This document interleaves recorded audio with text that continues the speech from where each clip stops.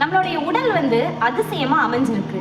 ஒவ்வொரு ஆர்கனும் நம்ம உடம்புல ஒவ்வொரு வேலையை பார்த்தாலும் ஒன்னோட ஒன்று இன்டர் கனெக்டட் தான். ஒரு ஆர்கனோட இன்னொரு ஆர்கன் நிச்சயமா சம்மந்தப்பட்டிருக்கு. நம்ம மூளைக்கும் நம்ம வயிறுக்கும் சம்மந்தம் இருக்குங்க.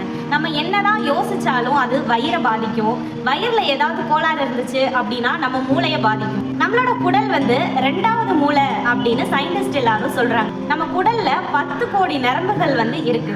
மூளையில விட அதிகபட்சமான நரம்புகள் நம்மளோட குடல் பகுதியில தான் இருக்கு. அதனாலதான் இது ஆராய்ச்சியாளர்கள்லாம் என்ன சொல்றாங்கன்னா செகண்ட் பிரெயின் அப்படின்னு சொல்றாங்க. நம்மளோட வயிற்றுக்குள்ள இருக்கிற அந்த 10 கோடி நரம்புகளை எப்படி சொல்றாங்கன்னா என்ட்ரிக் நர்வஸ் சிஸ்டம் அப்படின்னு அதுக்கு ஒரு பேர் வச்சிருக்காங்க. இந்த என்ட்ரிக் சிஸ்டம் அப்படின்றதுல தான் என்ன இருக்குன்னு பாத்தீங்கன்னா வேகஸ் நர்வ் அப்படின்ற ஒரு நர்வ் வழியா எந்த ஒரு வயிற்றுல எந்த ஒரு விஷயம் நடந்தாலுமே ஸ்ட்ரைட்டா மூளையை பாதிக்குது. இந்த வேகஸ் நர்வ் டைரக்டா மூளை கூட தொடர்பு இருக்கிறதுனால நம்ம சாப்பிடக்கூடிய உணவு, நம்மளுக்கு வரக்கூடிய உணர்வுகள், இது எல்லாமே ஒன்றோட ஒன்று சம்பந்தமாய் தான் இருக்கு. இப்போ நீங்க பாத்தீங்கன்னா ஒரு பயமே நமக்கு வருது அப்படின்னா நேரம் நமக்கு வயிறு சில பேருக்கு வலிச்சிருக்கும். அதை கவனிச்சு பார்த்திருப்பீங்களா? நம்ம மன அழுத்தத்துல இருந்தாலும் நமக்கு அஜீரண கோளாறுகள் வரும். எப்படி வருது?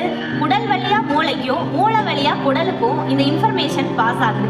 எது வழியா அப்படின்னு பாத்தீங்கன்னா இந்த வேகஸ் அப்படிங்கிற நரம்பு வழியா தான் பாஸ் ஆகுது. அதனாலதான் ஒண்ணுக்கு ஒண்ணு இணைஞ்சிருக்கு அப்படின்னு சயின்ஸ்ல சொல்றாங்க.